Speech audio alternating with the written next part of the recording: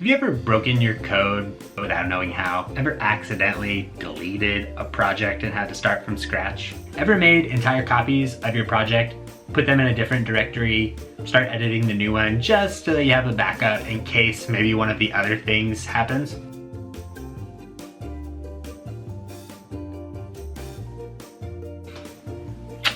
Yeah, I've been there too.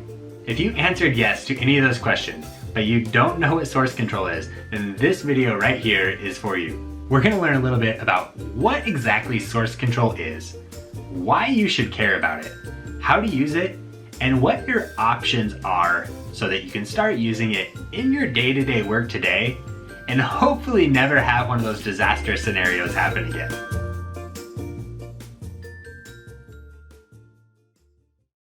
So what exactly is source control and why should you care about it? So let's look at the word source. This is your code. This is your app. This is your project. It's anything that you're writing or building that you would find yourself saving frequently, or that you would find yourself having to make backups of in case you make a breaking change. So the control portion then references how you modify and control how changes are applied to your project over time. You can cherry pick certain changes, revert changes, tag them with useful labels, manipulate their order and how they're applied. It gives you a lot of control over what the history of your project looks like. And it goes well beyond creating backup copies in a separate folder. So put the words together, you get source control. And so this equates to the tracking and managing of changes to your project over time. And for a specific example, you could think of Git as a source control option. Another phrase you might hear is source control management system. So this really is the management of the source control and provides a running history of the project, a means for managing conflicts and reviewing changes. And you can think of this as the GitHub compared to Git. So how do you use something like Git or GitHub to track the changes in your project? A common way of imagining what this looks like is to imagine a tree. The trunk of the tree is where you would create a new repository to store your project and its changes. This becomes your current working version and the main source of truth for your app. Now, a branch then is a copy of the trunk where new changes can then be made and tested.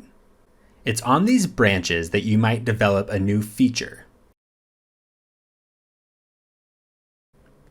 Once you've modified some files, the next step is to stage the files that are ready to be added to the history. Once you have a set of staged files, you can then save those files in a single transaction, which is known as a commit. The commit can then have a detailed message describing what those changes are and give extra context around why they were made. Finally, once you have a set of changes that are ready to be added back to your master branch or the trunk of your repository, you can merge those commits from one branch to another.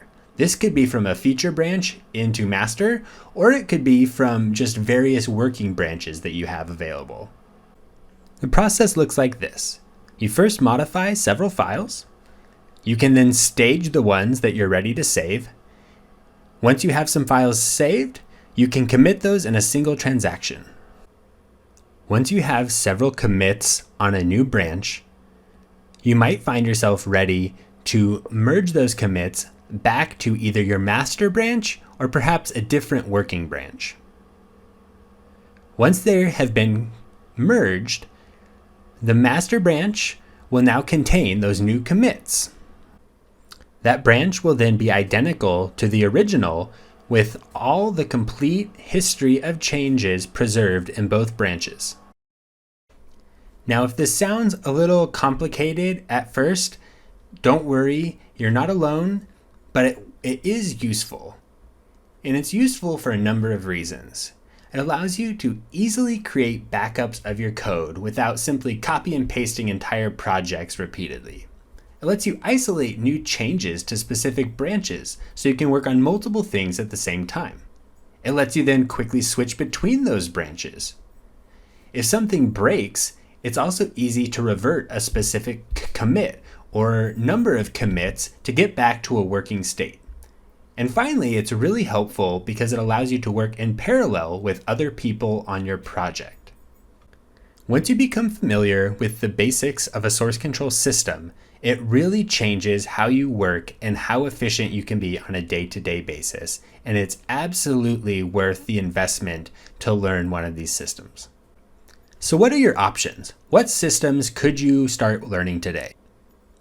Now, there are many options out there, both proprietary and open source.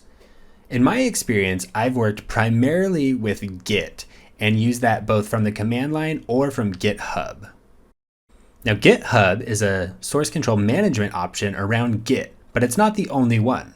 There's also GitLab, which has become more popular recently since Microsoft acquired GitHub.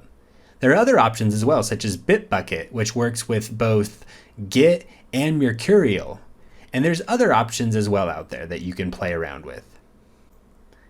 And so yeah, there are a lot of options, but if you're just getting started with source control, I would personally recommend taking a look at Git and GitHub.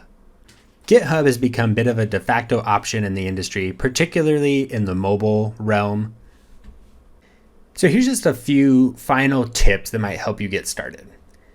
It can be very overwhelming at first, especially when you start to dive into something like Git, where there are a lot of commands to remember. But a few basic operations are generally enough to become effective and to improve your day-to-day workflows.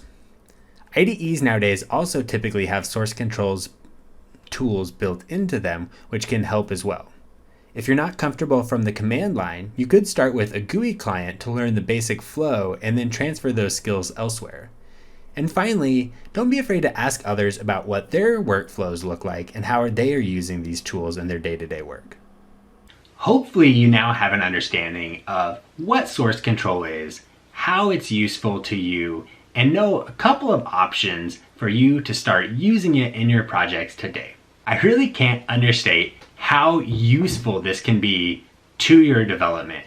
It honestly is a life-changing type of tool, and I really encourage you to get your hands dirty with it and start to learn one of the source control options we've talked about today. What source control option are you using? GitHub, GitLab, something else? Comment down below or share on social media. I'd love to hear what other people have tried and what's been working for them. Thank you so much for watching. Until next time.